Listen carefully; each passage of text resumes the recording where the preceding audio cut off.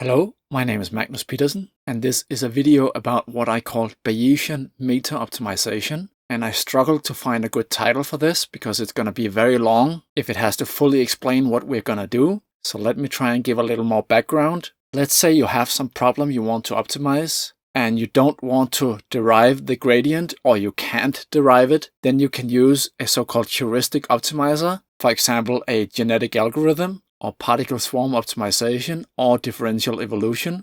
And these can all optimize a problem without having the gradient. And they do this by only considering what we might call the fitness or a cost measure of the problem, and then using various mathematical formulas, they try to improve on some random guesses about what might be a good solution for this problem. The difficulty is that all of these methods have some control parameters that adjust how they behave. And the parameters that work well on one problem may not work very well on another problem. And often the best parameters are also counterintuitive because we don't really understand how these methods work internally.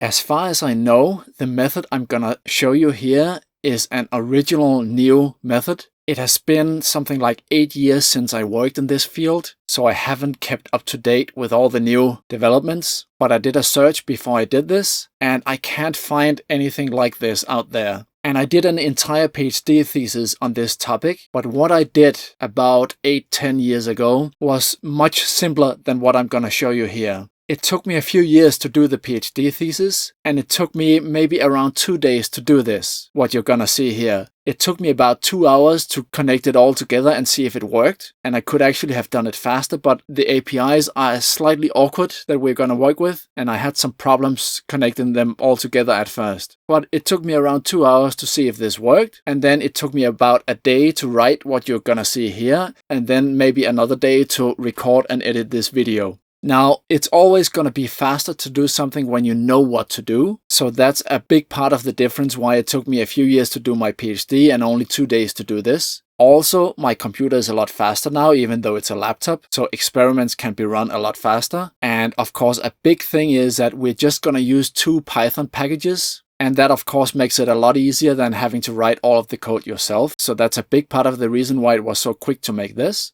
But I have to say that the major reason is actually that every time a new person got involved with my PhD project, they wanted changes to be made. And that's my impression about academia, that everybody wants to have an influence on what you're doing. So I had to rewrite my PhD thesis like 3 times, I think. Did it get better? I don't think so. And when you're trying to get something published, it can easily take more than a year to get something reviewed. And if it is very different from what is already being done in that field, the reviewers are likely not going to understand what your intention is, even if you explain it really well. Or it is in conflict with their own personal interest because you are somehow disproving that their own work is useful. So they will ask you for all kinds of ridiculous things in the review. So I don't like academia very much. I prefer to just make a Python notebook like this and a YouTube video. And if you want to use it, you can use it.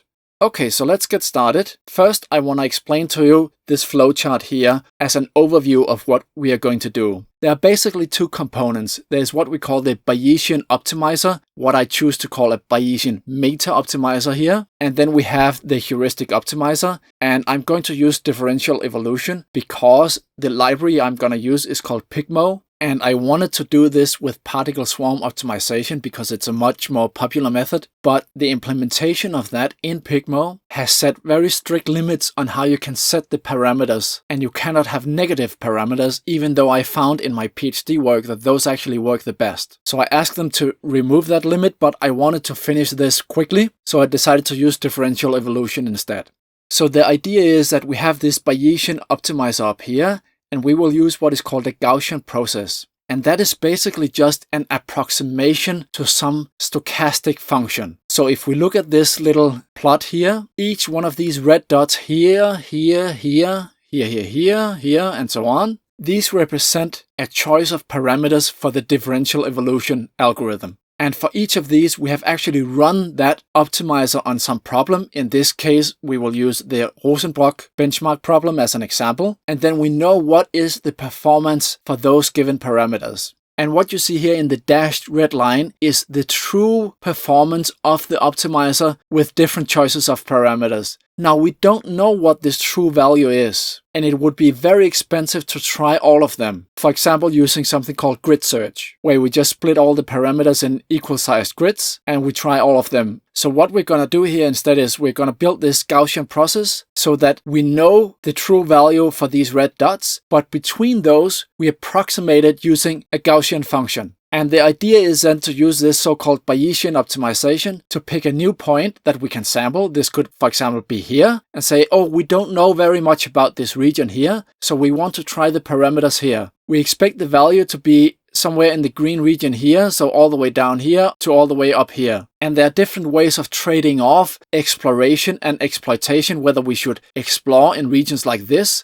or like this over here, or whether we should exploit in a region that we already know is very good. So anyway, we sample a new set of parameters, we get them out here. We can also call these hyperparameters, and this method here is actually very closely related to what is called hyperparameter optimization. So anyway, we get the population size out, the parameter f, which is the differential weight, and the parameter CR, which is the crossover probability, and the optimizer variant, because there are different variants of the differential evolution algorithm. Then we create a new instance of the optimizer using these hyperparameters. Then we run the optimizer on a given problem. We will use the Rosenbach problem in this example here, and we will run it for like 20 times. And then we evaluate the performance of the optimizer with this choice of hyperparameters. And we do this basically just by taking the average of the best fitness values that we found when we ran that optimizer on the given problem. We call this for the meta fitness measure because the fitness measure was for the actual problem. So the meta fitness is for the heuristic optimizer run on that problem. Then we use this meta fitness to update the Gaussian model. For example, if we had taken the parameters over here and we would get a red dot out here and put that here, and then we would update this model so that instead of this huge green area here, it would become more narrow around the true value in the red dashed line. So we would get a green bubble here and another green bubble here. But in this point exactly, we would know what the true value was. So the Gaussian process would have a narrow estimate around that point. And we basically just repeat this procedure. So we generate a new set of hyperparameters. We run the optimizer using those. We evaluate the performance. We update the Gaussian model and so on until we have found parameters that are sufficiently good. So that is basically just what we're going to do. And we're going to use the Pygmo package for the differential evolution algorithm. And we're going to use something called scikit-optimize for the Bayesian optimization. And then we have to set up the problem. And again, we will use the Rosenbach problem in 100 dimensions. And this is built into the Pygmo package. And it is a little complicated if you want to make your own problem. So you have to look in the Pygmo manual to see how that is done. Okay, so we have two global variables, best x, which is the best solution found for this problem. And we have the best fitness, which is the fitness for that solution. And we initialize this with infinity because Rosenbach is a minimization problem. So any fitness will be less than infinity. So that just guarantees that we always update this best fitness here. And then we set the number of fitness evaluations we allow for each optimization run. So this means that each time we run differential evolution on this problem, we allow it to call the fitness function for the Rosenbach problem 100,000 times. And that's it. Then it has to stop. And in order to calculate the meta fitness measure, we will perform 20 runs of the differential evolution algorithm and then take the average of the best fitness found in each of those runs. And this number should not be too low and it should not be too high. Even though the Bayesian optimizer can handle stochastic fitness values, I found it to be best to average several runs, but I also found that if you have a too high number, it had a tendency to find parameters for the DE optimizer that worked better on average instead of getting a really good solution sometimes. Okay, so now we have to set up the search space for the optimizer's parameters, and we do this by making a number of dimensions for the scikit-optimize library to use. So we have the dimension for the population size, and this is an integer, and we give it this name here, and we say that the lowest value is 5 and the highest is 200. And then we have another dimension for the parameter f, which is the differential weight of the optimization algorithm, and we say that this must be between 0 and 1. And actually in the research literature, this is often tested all the way up to 2, but the performance is usually best when this is below 1. But Pygmo only allows values up to 1 anyway, so if we tried it above 1, it would raise an exception and crash the program. So we only limit it between 0 and 1. And then we have the dimension for the crossover probability, and this is also between 0 and 1. And then we have the dimension for the optimizer variant, and this is an integer between 1 and 10. And I should mention that this is really a categorical parameter, and it might be better to encode it as such, because if we go back up and look at the flowchart here, imagine that this is the Gaussian process model for the optimizer variant. So this would be integers from 1, 2, 3, 4, 5, all the way up to 10. But it really doesn't make a whole lot of sense to consider 2 different variants of an optimization method to be related like this. And the scikit-optimize library does allow you to make categorical variables instead, and you can try that as an exercise and see if you get a better result. Okay, so let's go back down, and then we just combine all of these dimensions into a single list. And we have to define the names of the dimensions again. And this is because the scikit-optimize API is sometimes poorly designed. So in order to plot these names, we have to define them again. And I actually rewrote all of the plotting functions for scikit-optimize. But if you go to GitHub, you will see a long thread with a huge fight because I couldn't convince them about the necessity of having a good, clean API design with really good documentation also inside the code with comments on the code line so other people could understand it. And it ended up with a complete meltdown, and they simply refused to merge the code I had made, even though it was probably the best code they had in the entire library. So that's a bit of a pity, but that's how it goes sometimes. So anyway, we can also define a default choice of parameters. So this would be a population size of 100, differential weight f of 0.8, crossover probability of 0.9, and the DE variant 2. And we have a list of those variant names here, so that would be rand1exp. And we're going to start the Bayesian Meta-Optimization using these default parameters to give it a good place to start. But before we can do that, we first need to define the meta fitness function. So this is the function that takes in the parameters for the DE optimizer, so the population size, crossover probability, and so on. And then it creates a new instance of the optimizer using these parameters. It runs it for 20 times on the problem that we are interested in. It takes the average of those results and returns that as a meta fitness measure. And the implementation is fairly straightforward, so let me just go through it quickly. So first we need to cast the integer parameters because scikit-optimize uses 64-bit integers and Pygmo is actually implemented in C++.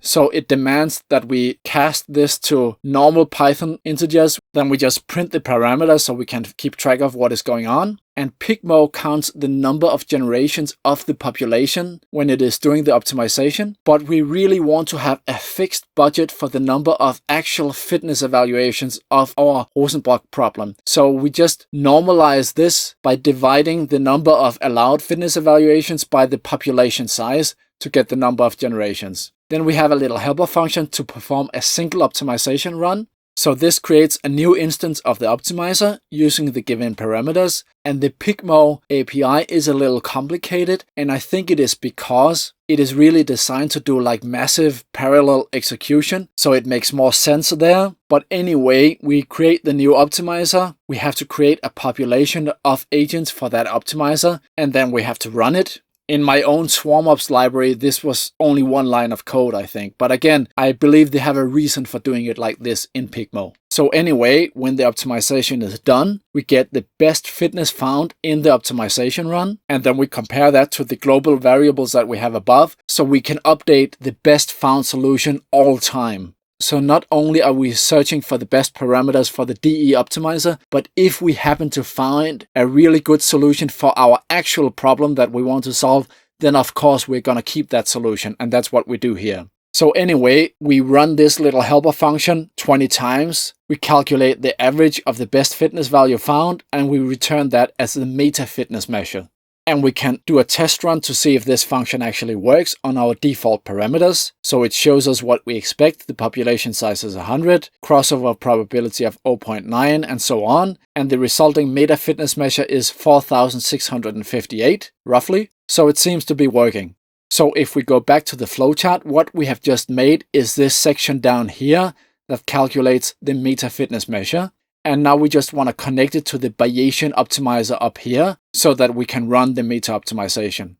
And if we go back down, we see that that is actually just a single function call into scikit-optimize. We use the type of Bayesian optimization called Gaussian Process, as I explained above, but it has others built in, so you can try others if you like. And we just call this with our meta fitness function from above and the search space dimensions that we defined above. So these define the population size, crossover probability, and so on. And we say we want 50 iterations of this Bayesian optimizer here. And for the acquisition function, we want to use expected improvement. And let's go back up to the flowchart. So this is how we sample this Gaussian process here. And there are different ways of doing that. And you can try and experiment with that as well. So if we go back down, we set the starting parameters to the default parameters so that the Bayesian optimizer has a good place to try out first. And if we scroll up to the top, you see that the first parameters it tries are indeed the default parameters, and we get roughly the same meta fitness as we saw above, but it is a stochastic number, so it will change every time. So this tries 50 different choices of parameters for the differential evolution and tries to find really good ones. So let's see some of them. The second choice of parameters it tries is a very small population size of only 7 and a crossover probability of 0.87 and so on. And this gives a quite bad meta fitness, so this performs quite poorly on the Rosenbrock function. The third choice of parameters are somewhat better. They are even better than the default choice of parameters. And this just continues that some are better and some are worse. And as I explained above, each time it tries a new set of parameters, it updates the Gaussian process so it becomes a little more accurate in representing the landscape for meta fitness values. So how different parameters perform for the differential evolution optimizer. And let's scroll down to the bottom and we can see that this only took about 3 minutes to execute. So it's very fast, at least for a benchmark problem such as Rosenbrock, which is basically just some kind of mathematical formula. If you have a more complicated simulation type problem, then it can be very slow, because for each of these parameter choices, we perform 20 actual optimization runs on our given problem. So of course, if your problem is slow to evaluate, this is going to be very slow. So let's look at the results, and there are several things that we have to note here. And these are going to change every time you run the notebook. So in this case, the best fitness that we actually found for our Rosenbrock problem was 0.2. And I believe the minimum is actually 0. So this is fairly close. And remember that we considered a 100-dimensional version of this problem. So the best solution that we found are these numbers here. And these are all very close to 1.0. And as I recall, that is indeed the optimal position in the search space for this problem here. So now let's look at the best parameters that we found for the differential evolution optimizer itself. So if you want to run the optimizer again on problems that look like Rosenbrock and you cannot afford to run all of the meta optimization if, for example, that problem is very expensive to evaluate, then you could try and use these parameters instead. So the best parameters we found was a population size of 19. And I forget if this was the crossover probability or the differential weight, but the best value would be around 0.42, and the next one would be a value of about 0.28. And the last parameter here is for the variant of differential evolution, which was the third variant. And if we scroll back up, we see that that was ran to best 1 exp, this one here. But let's scroll back down because we can actually print a sorted list of all of the parameters that we tried during meta optimization. So we sort them in ascending order according to the meta fitness because lower values are better. So we have the best parameters first and the second best parameters here. And again, this is going to change each time you run this, but you can see if there's some kind of system to what parameters are best. And in this case, it looks like lower population sizes are better. But if you look at this parameter here it is 0.28, but here it is 0.01 and 0.07 and then 0.57. So it's not really clear if this parameter is really that important, but it does seem like the DE variant 3 or 2 or maybe even 4 were consistently some of the best. Now we can also show a few plots. So the first plot here shows the best meta fitness that we have found for each step of the Bayesian optimization. And you will see that quite quickly it finds better solutions and then it refines them gradually and then converges to a meta fitness value down here somewhere. But in general, it might not be so rapid. It might go down more gradually like so.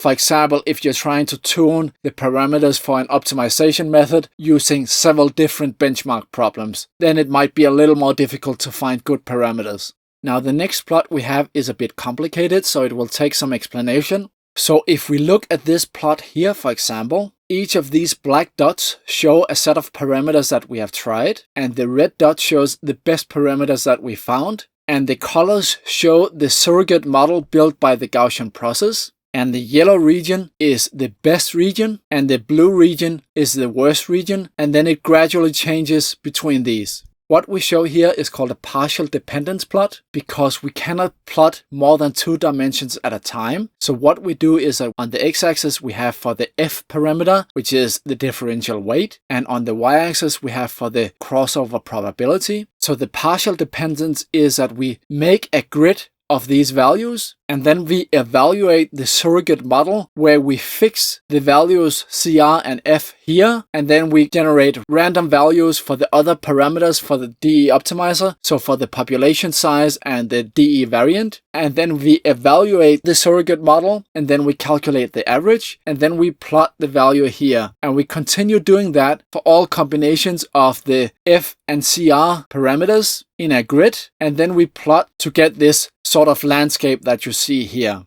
But this can be highly inaccurate and it should not be trusted entirely. But it does indicate that crossover probabilities and differential weights in this region here are generally better. And interestingly, if we do the same plot but for the crossover probability versus the population size, we see that the population size doesn't really matter because we can compensate by choosing other parameters so that the performance is the same. And we see the same for the differential weight parameter up here, that as long as it is chosen in this region here, it doesn't really matter what population size we're choosing because some other choice of the other parameters would lead to a similar performance. One thing to note down here for the DE variant is that the 6th variant didn't seem to perform very well for any choice of population size or differential weight or crossover probability. And in general, it seems that the 4th DE variant seemed to perform best, but the best choice of parameters that we actually found was for the 3rd DE variant. And again, there is some stochastic variation in all of this, so this might just be a freak occurrence. Maybe in general, the 4th DE variant is better. But again, each time you run this notebook, you're gonna have different surrogate models here for the Gaussian process, so you shouldn't take this too seriously. And another thing is that this may not generalize to other problems, because this was only tuned for the Rosenbrock problem with 100 dimensions and a certain fixed number of evaluations on the Rosenbrock problem. So to summarize, we have made a fairly sophisticated method for tuning the parameters of an optimization method, such as differential evolution, but you can use this on particle swarm optimization or genetic algorithms instead. And the method is mainly useful in 2 scenarios. One, if the default parameters for your optimizer do not work very well on your particular problem, and you can afford to run the optimizer many times to try different parameters, then instead of doing that manually, you can use this method to do it automatically. And the second scenario where this is useful is if you need to run the heuristic optimizer many times on problems that are somewhat related, then you can use meta-optimization to find a good choice of parameters that makes the optimizer perform well on those problems. And I have given a list of suggestions for research ideas, or if you just want to play around with this. And you can download all of this code by clicking on the link below the video.